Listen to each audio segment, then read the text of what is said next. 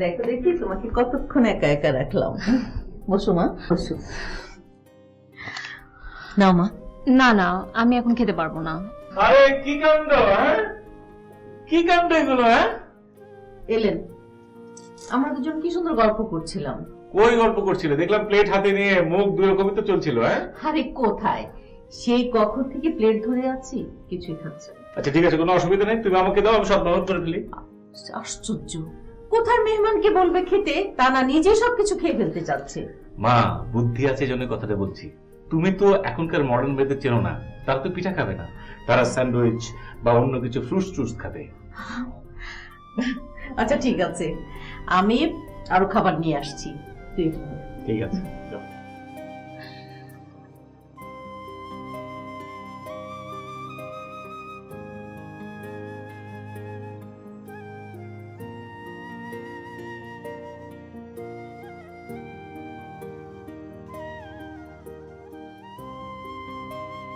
ঘরে ঢুকে যখন তোমাকে দেখলাম মনে হচ্ছিল স্বপ্ন দেখছি। বিশ্বাস করো, নিজেকে খুব সৌভাগ্যবান মনে হচ্ছে। নিজের সৌভাগ্যকে নিজে বিশ্বাস করতে পারছি না।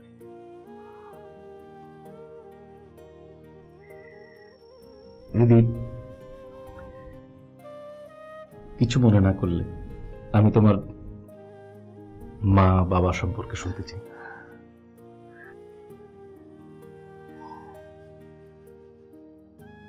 মা মারা গেছে ছোটবেলায়। আমার যখন 5 বছর বয়স, তখন আমাকে আর মাকে একা রেখে বাবা পাড়ি জমায় আমেরিকায়। তোমার বাবার সঙ্গে কি তোমার যোগাযোগ আছে? কথা হয় মাঝে মধ্যে, কিন্তু এই মানুষটার প্রতি আমার বিন্দুমাত্র কোনো টান নেই। সে আমাকে অনেক অনেক টাকা পাঠাতে চায়।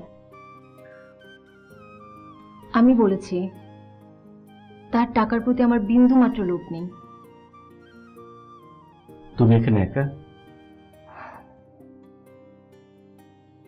মা অসুস্থ হওয়ার পর থেকে এক দুঃসম্পর্কের খালা আমাদের সাথে থাকতো। খালা এখনো আছে। মায়ের নামের বাড়িটাই আমাকে বাঁচিয়েছে। মায়ের বাড়ি ভাড়ার টাকা থেকেই আমার লেখাপড়ার খরচটা চলত। এখন আর তেমন কোনো কষ্ট হয় না। এখন কষ্ট শুধু একাকিত্বের। রেডি, আমি তোমার একাকিত্ব ঘোচাতে চাই। তোমার কাছে আমার বাড়তি চাওয়া পাওয়ার কিচ্ছু নেই, অন্তত কোন টার্মস এন্ড কন্ডিশনের ভিতরে আমি আমাদের রিলেশনটাকে দেখতে চাই না। পুলক, তুমি আমাকে স্বপ্ন দেখাচ্ছ না তো? স্বপ্নই বটে, তবে এটা বাস্তবের চেয়েও বড় স্বপ্ন। তবে একটা দুঃসংবাদ আছে। কি? কালকে এক কোম্পানির চেয়ারম্যানের সঙ্গে আমার মিটিং, আর পরশুদিন 1 সপ্তাহের জন্য আমি সুন্দরবন। কি করব, অ্যাসাইনমেন্ট তো।